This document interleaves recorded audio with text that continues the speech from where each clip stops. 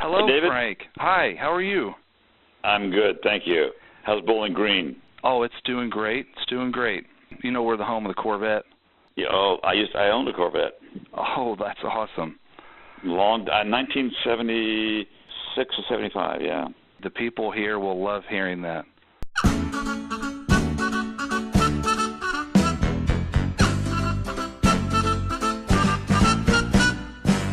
Since the movie Muppet Guys Talking became available at MuppetGuysTalking.com last Friday, I've watched the movie 3 times.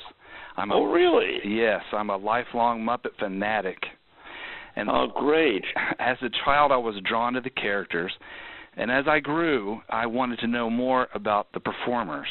And we've seen the performers in different interview situations over the years, but never have we been given access to the conversations between these colleagues and dear friends like we have now.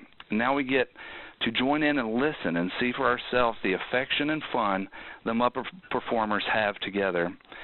The producer and director, Frank Oz, director of films like Little Shop of Horrors and Dirty Rotten Scoundrels, Muppets Take Manhattan, the original performer of iconic characters such as Miss Piggy, Sam the Eagle, Cookie Monster, Bert, Grover, Animal, and my favorite, Fozzie Bear, joins me.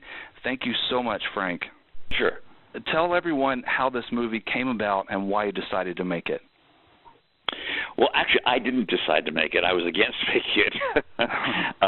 Victoria LeBaum, who's the producer and actually is leading this internet launch, she saw my friends and fellow Camp Patriots, how we were. She saw us crowding around and working hard and having fun, even though it was uncomfortable work, and we were always screwing around with each other, and we were in a situation that was not easy, but we still had fun. Easy in the sense it was uncomfortable for our bodies. And she had never seen a situation, a group of people that worked like us, without any politics, without any jealousies of any kind. So she wanted that on film. And I said no, because when I was 19, I joined Jim, and that was my only job. And I thought it would be boring because I was doing that every day. So it was really Victoria LeBaum who finally, after about a year, said, okay, let's do it. And I said yes. You have to thank Victoria for getting you to do this, because her conception of this film and seeing how it's come about and seeing what you guys have done with it, it's just been amazing. Tell people what Victoria does during her day job when she's not producing an awesome film like this. Well, Victoria's several things. She's an artist and a performer. Mm-hmm. She's also a speaking coach, pretty high level. She's also a keynote speaker going all around the country and the world giving speeches. And she's also my wife. Yes. I found that a good way to maybe tell people what she does, she finds what makes people and leaders, managers, and entrepreneurs unique and helps them share that with the world. Would you say that? That's right. It's pretty amazing. I've seen it happen many times. And what happens is with Victoria, people think they're coming for being coached to speak or sit in the audience and hear a speech, but what happens is she really draws the best out of people, and you don't even know it's coming. She blindsides people in the best way. So I like the fact that she wanted to know what the noble intent was behind the Muppets. Can you speak a little bit about that? She always asks that question, and it's again peculiar to her. As most people ask questions about the characters and the favorite characters and the guest stars, she'll go down to the gravitas. She'll get down to the important stuff, which is what I love. And one question she always asks, in her work, and as a result in ours, was what is the noble intent? In other words, what is a larger idea of why you're doing something? And it's an important question to each of us answer ourselves, and we all have our own answers. And what she saw with you guys is just that Jim had created an atmosphere, a culture that was really unique that you don't see a whole lot of. Yeah, when I was 19, I joined Jim. I grew up with European parents, and they were a little strict at times, and they're always loving, but punitive in the sense that, well, if you don't eat your dinner, you got to eat it in the morning. Or if I asked my dad for the car, he'd say no right away. And but then, of course, my mother would soften him up and say yes, and give me $5. But going to Jim, arriving there at 19, it was extraordinary. There was never anything punitive. He never told me what to do, never told any of us what to do. I remember going there, I was 19, and I needed to go somewhere, and Jim said, "Oh, borrow my Porsche." And no questions asked, just borrow the Porsche. I thought, what the heck is going on? So Jim was completely trusting. He was never punitive. He always collaborated. He was the boss, but he never told us to work with him. For him, we worked with him. And it was a situation where he was the one who instigated the fun as a leader. And yet he was very conscious of budget. He was very conscious of schedule. He's an amazing human being, and it affected us in our work, and it affected us in our lives ever since. You had called him an instigator. You also, this is a lovely quote that you said about Jim. "I really don't believe that Jim could have been such an extraordinary creator if he hadn't been such an extraordinary appreciator." Well, that's the first time anybody's ever brought that up, and you're absolutely right. Thank you for doing that, because Jim was not the regular guy who, and I think it's in the documentary, who would do his part and then go away to the trailer, go to the office. He would stick with us, and he would appreciate everything we were doing. He would laugh. He would just appreciate, and he appreciated dessert, and he appreciated walking in the park, and he appreciated a hot air balloon, and he appreciated working hard. He appreciated everything, and that was a key thing to create things. I believe that. I have an opportunity working here at the TV station to talk to a lot of people that come in for tours, and I've been asked to go speak to people of all ages, kindergartners to college-age students, and local and business leaders. And I talked to them about what I learned from Jim and you guys. I narrowed it down to 3 things that I learned from Jim and his colleagues. 1, believe in yourself. 2, believe in others. And 3, work hard while having fun, which is what you guys have shown. Absolutely, and you can work hard on something you don't like and have fun. Mm-hmm. I mean, we did hundreds of commercials, and some of the commercials, we were joking about the 3 of us at that time, 1960s, that, oh my God, here we're doing a Cloverland cow commercial, and yet Jim took it very seriously, and he also had a lot of fun doing it. It made no difference if it was that, or if it was a huge, if it's a movie, or if it's an appearance on a talk show, whatever it was fun. It was a good time, and that's the best way to work. Not because it makes people happy. It was because that's how you get the best work. A very good friend and collaborator of mine who did not grow up as a Muppet fan, I urged him to watch this movie this weekend. Yep. And as he was watching it, he texted me, "Joyous competition." Yeah. And that's something that you said that really struck with him. Could you talk about that? Yeah, we're not little elves. We compete with each other, and we screw each other over as much as possible, but in a great loving way, because we have fun. But there's competition where competition's healthy. Mm-hmm. It's the manner in which it's done. It's the attitude. So if there's competition where I'm going to kill the other guy, I'm going to beat him, and I'm going to be the top guy, and I'm not going to let him take it. That's not healthy. But a joyous competition, which is, I want to really do a great job here, and I want to beat this. I want to beat Davey at this. I know I am. Oh, damn, he beat me. Okay, fine, I'll just do it again. And then you bring out the best in each other. Absolutely. The competition is in order to do good work. It's not for ego. It's something that I really enjoyed about the movie, the shots of you guys just listening to one another, and in those moments you could see how much you enjoyed each other's company. Yeah, that was, you're asking questions and making statements that nobody's ever done, which I'm really appreciative of. You can sense in the rhythms and listening and how we respect each other while we try and screw each other over at the same time. And we really have a lot of fun, but we also take each other seriously. So the listening is something that I didn't notice, but other people have also, but you're the first one who brought it up. One of my favorite moments also in the film, because Jerry Nelson, who was a brilliant performer, He's no longer with us. Right. One of my favorite moments was whenever you guys take a break and you stand up and you turn to Jerry and ask if he would like something. It was a moment where you were serving a dear friend. No one has ever even brought that up. That's so sensitive of you to do. Yeah, because we love him. We love each other, but, you know, we didn't think Jerry was going to die. We had no idea. He was sick, but he was sick for a long time.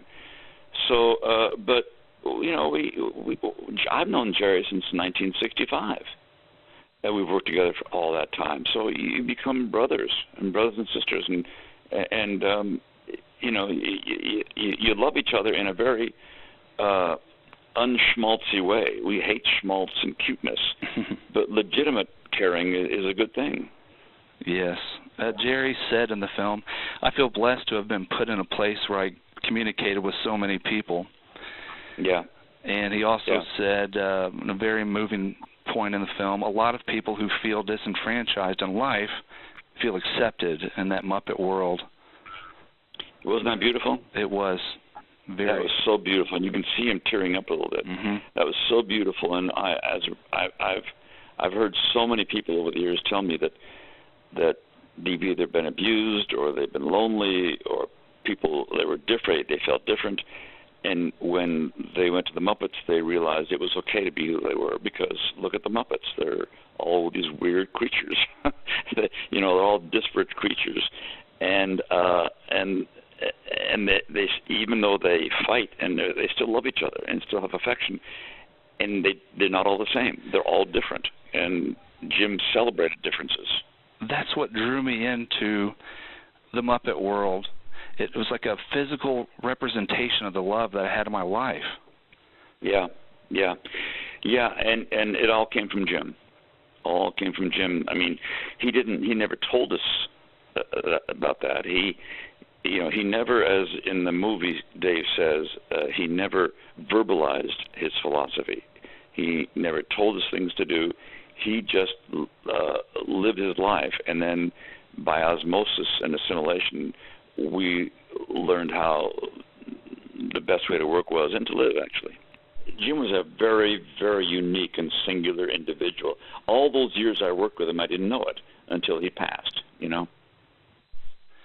Frank, I have to tell you that I still enjoy seeing the guys who perform the Muppets bring the characters to life, and the people that have taken over your characters, they do a great job, but I got to say that I miss, out of all of the characters that you perform, I miss your Fozzie Bear. Sometimes I just want to go through the screen and say to the writers, stop writing him stupid. Fozzie is not stupid. No, he's pure. He's pure. And he's sincere. The writers, unfortunately, they're not Jerry Jewell. They're not Jerry Jewell, and they really try. They want to do their best, but they don't get it. They don't understand that the actual characters don't come from writing imposed upon the characters. The actual characters come from the caring and the fun we have underneath the characters. That's what it's about. And you really can't write and place something upon the characters, and that's what's been happening. But they don't understand. They really trying their best, and they just don't understand, you know. So Victoria's hope for the film was that people outside of the Muppet world would learn something. What would you tell those people who might hear this interview? What can they get out of this as they go back and manage and lead teams or partake in creative endeavors?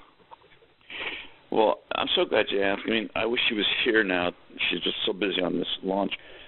But her intent has always been not just for Muppet fans. She was never a Muppet fan until we met.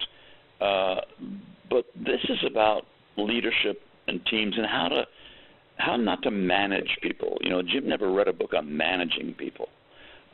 This is about pure leadership, where the leader doesn't have to show his power, where you can sense it, and the teams of whether you're an entrepreneur or whether you're a CEO of a large company or a small company, a small startup, whatever it is, it's really not healthy for the company or the people involved that things get too serious, and because that's when people lose temper. The idea is, with Victoria, she wanted to show those people and those companies that if you work the way we do, which is with a lot of fun, hard work, we can work 24 hours a day, but we don't get mad at each other. We just screw around and needle each other, and we care about each other, and all we're working towards is one thing, only one thing, and that's quality of the product,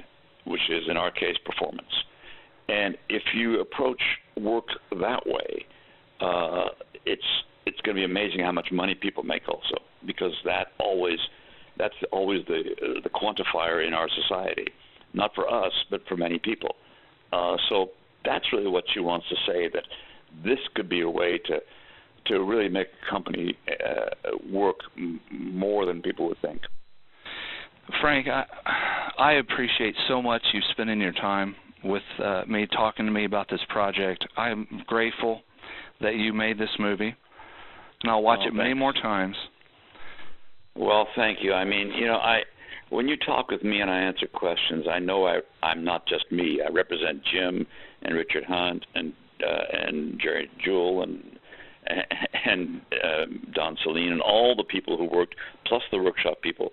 I tend to right now be in the spotlight, but I don't deserve all of it. One doesn't work in a vacuum. So, one thing I would like to say, even so kind about it, is that people get confused sometimes where to see the documentary, and we wanted to continue this rebellious spirit we have of the Muppets and not go through a big company, but rather go directly to the people. And so we have now a site, which is MuppetGuysTalking.com. And MuppetGuysTalking.com is the only place anybody can get this, which is, you can't get it at Netflix, you can't get it at Amazon, you can't see it in the theaters.